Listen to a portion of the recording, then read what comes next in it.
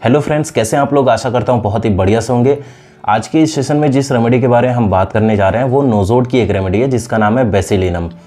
ये रेमेडी कुछ important PQRS symptom देती है पेशेंट के अंदर, और ये सबसे ज़्यादा एक्ट करता है ट्यूबरकुलोसिस के केस में, निमोनिया के केस में। मतलब जितने भी रेस्पिरेटरी कंप्लेन हैं वो सारे कंप्लेन में, स्पेशली ट्यूबरकुलोसिस, निमोनिया, ब्रोंकाइटिस, ब्रोंकियस्टाइसिस, ये सारी केस में इसका एक्शन ज़्यादा देखने को मिलता है।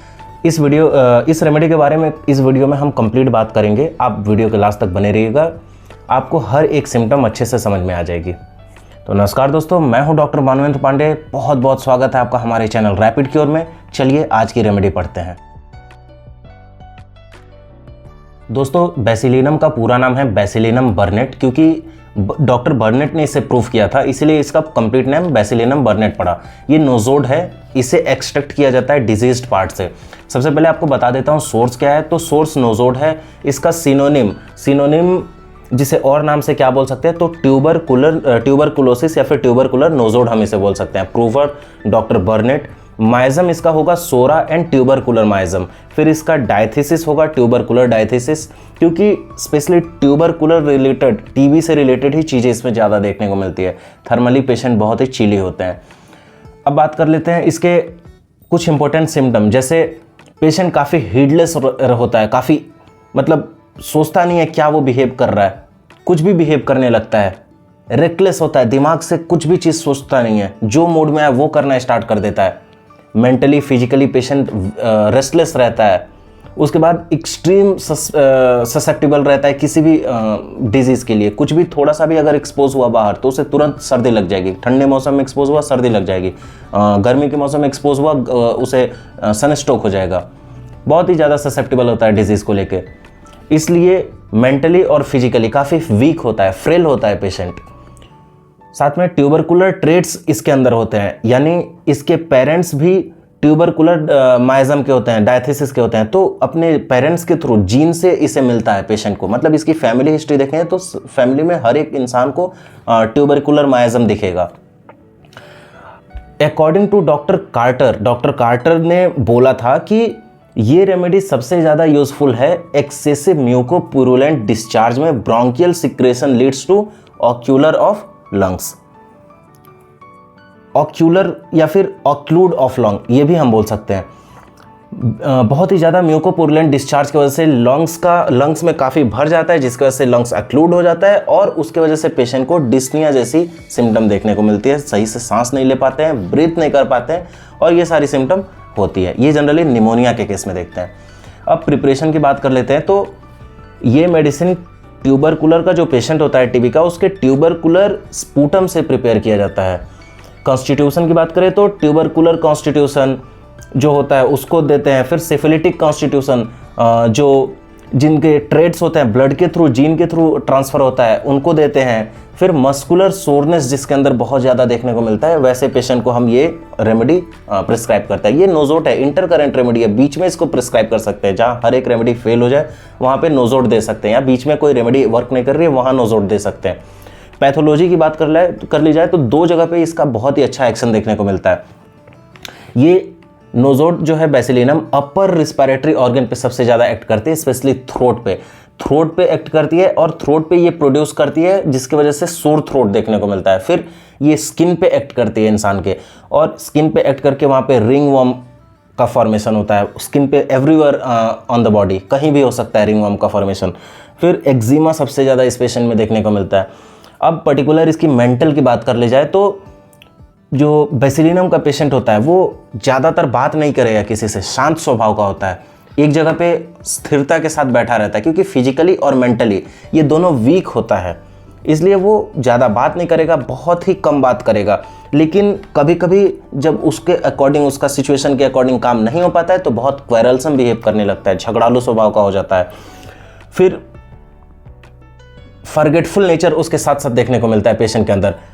अगर 2-3 लोग एक साथ बात कर रहे हैं, वहाँ बेसिलिनम का पेशेंट खड़ा रहेगा तो अपने आप को अनकंफर्टेबल फील करेगा, उनके सामने बात नहीं कर पाएगा, छुपने की ट्राई करेगा, बच के निकलने की ट्राई करेगा पेशेंट वहाँ से। ग्रुप में बेसिलिनम का पेशेंट नहीं रहना चाहता है, एक अकेले कहीं कोने में रहना चाहता है। इसलिए अनहैप्पी रहता है, अनहैप्पीनेस देखने को मिलता है, शांत स्वभाव रह के एकदम कहीं कोने में बैठे हुए, बिल्कुल हंसी नहीं रहती है चेहरे पे। और इसके साथ साथ अगर उसको परेशान किया जाए तो इरिटेबिलिटी उसके अंदर बहुत ज़्यादा है, 2+ इरिटेबिलिटी है, थोड़े थोड़े बातों में चिढ़ जाता है पेशेंट। कंप्लेनिंग नेचर का रहता है, अगर किसी से कंप्लेन करेगा, किसी के बारे में कुछ बात करेगा तो उसकी कंप्लेन करेगा, और वो कंप्लेन बहुत ही स्लो पिच में, एकदम कम आवाज़ में, लेकिन क्राइम नेचर के साथ, रोते रोते किसी का कंप्लेन करता है ये पेशेंट। इस पेशेंट को स्ट्रोमोनियम के पेशेंट की तरह डॉग से फियर रहता है। जैसे स्ट्रोमोनियम में लगता है कि पेशेंट को डॉग उसके चेस्ट पे आके हमला कर रहा है, ठीक वैसे ही बेसिलिनम के पेशेंट को भी लगता है कि डॉग उससे आके आगे से हमला करेगा। फियर ऑफ डॉग बहुत ही ज़्यादा इसका पेक्यूलियर सिम्टम है। पेशेंट के अंदर ग्रेट वीकनेस देखने को मिलता है, मेंटली और फिजिकली दोनों। इसकी वजह से पेशेंट चाहता नहीं है कि उसे कोई डिस्टर्ब करे। He want to be sit alone inside the room, किसी से बात नहीं करेगा। तो उसकी जो स्पाइन होती है, पीठ का रीजन होता है, वहां पे गीले कपड़े में, कोई तो वहां पे गीला कपड़ा लगाया है, डैम्प क्लोथ जैसा सेंसेशन होता है उसके पीठ पे। अब बात कर लेते हैं दोस्तों इसके टीथ कंप्लेन की। तो जब भी पेशेंट स्लीपिंग में रहता है, सोए हुए रहता है, तो ग्राइंड करता है, दांतों को किटकिटाता है, ये बच्चों में जनरली देखने को मिलता है। फिर उसकी टंग की बात करें तो स्ट्रॉबेरी लाइक टंग होता है पेशेंट का। जैसे स्ट्रॉबेरी के सरफेस पे वाइट कलर के पैचेस रहते हैं, ब्लैक कलर के पैचेस, वैसे सेम स्ट्रॉबेरी टंग देखने को मिलेगा पेशेंट के अंदर भी। और ये मेडिसिन एक रिंगवर्म की बहुत ही इफेक्टिव मेडिसिन है। मैंने स्किन कंप्लेन में इसका बताया कि रिंगवर्म के लिए, एक्जिमा के लिए, डर्मेटाइटिस के लिए ये बहुत इफेक्टिव होता है। रिंगवर्म स्पेशली कहाँ प्रेजेंट होता है तो ये एक्ट करता है ग्रोइंग रीजन में, एब्डोमेन का जो लोअर पोर्शन होता है और हिप बोन का अपर, जो हिप बोन जहाँ से स्टार्ट होता है, या फिर थाइस के ऊपर, उस रीजन में बहुत ही ज़्यादा रिंगवर्म का अफेक्शन देखने को मिलता है। फिर बच्चों के केस में स्काल्प पे, उनकी सर पे रिंगवर्म हो जाता है, वो कंडीशन में ये बहुत ही इफेक्टिव मेडिसिन होता है। अब इसकी फीवर की स्टेज की बात कर ली जाए तो जब भी पेशेंट को फीवर होता है, फ्लशेस ऑफ हीट, उसका पूरा मुंह लाल हो जाता है, एकदम टमाटर की तरह लाल हो जाता है। आप मुंह देखेंगे तो लगेगा कितना एंग्री है पेशेंट। उसके बाद से थोड़ा सा पर्स्पिरेशन होगा, एकदम कम पसीना होगा, और सिवियर हेडेक होता है ड्यूरिंग फीवर, बहुत ही ज़्यादा। पेशेंट रेस्टलेस होता है रात में और ड्राउजी होता है दिन में। रात के टाइम बेचैन हो जाएगा पेशेंट, और दिन के टाइम एक जगह पे लेथार्जिक होकर कहीं बैठ जाएगा कोने में। ये एक उसका पेक्यूलियर सिम्टम है। फिर पेशेंट स्लीप में जब भी सोया रहेगा तो रोए देगा, और बच्चे अगर सोए रहें, उनको फीवर हुआ तो अचानक से जग के रोना स्टार्ट कर देंगे, चीखना चिल्लाना स्टार्ट कर देंगे। फिर फीवर के साथ उसको इमेसिएशन देखने को मिलता है बच्चों में। एब्रोटेनम में आपको याद होगा असेंडिंग ऑर्डर का इमेसिएशन दिखता है। वैसे बेसिलिनम के केस में कोई पर्टिकुलर रीज़न नहीं है कहाँ से स्टार्ट होगा, बट इमेसिएशन ओवरऑल बॉडी का इमेसिएटेड दिखेगा, बॉडी लगेगा पतला हो गया, कहीं से कोई अंग मोटा कोई पतला, ऐसा इमेसिएशन देखने को मिलता है। अब इसकी स्लीप की बात करी जाए पर्टिकुलर, तो पेशेंट ड्राउजी होता है during day and restless during night. मैंने अभी बताया आपको, दिन में सोएगा पेशेंट लेकिन रात में जगेगा, पूरी रात जगेगा, किसी को सोने भी नहीं देगा, डिस्टर्ब करेगा, और दिन में एकदम ड्राउजी होके, डलनेस होके, जेलसीमियम में जैसे डलनेस, डिजीनेस, ड्राउजीनेस, वैसा पेशेंट दिन में एक्ट करेगा, लगेगा ही नहीं कि उसके अंदर जान है, लेकिन इसका ठीक अपोजिट बिहेव करेगा रात में।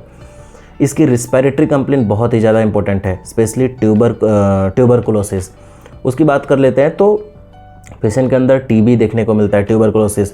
वो भी उसमें टीबी के वजह से लंग अफेक्टेड हो जाता है पर्सन का।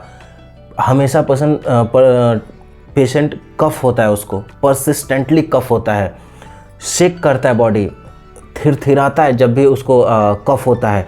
और स्पेशली कफ ये कब होता है, जब पेशेंट सोने जाता हो, शाम के टाइम पे या फिर रात के टाइम पे कफ बढ़ जाता है, म्यूकोपुरुलेंट डिस्चार्ज होता है पेशेंट को, कफ थिक होता है, बहुत ही ज़्यादा क्लाउडी होता है उसका कैरेक्टर।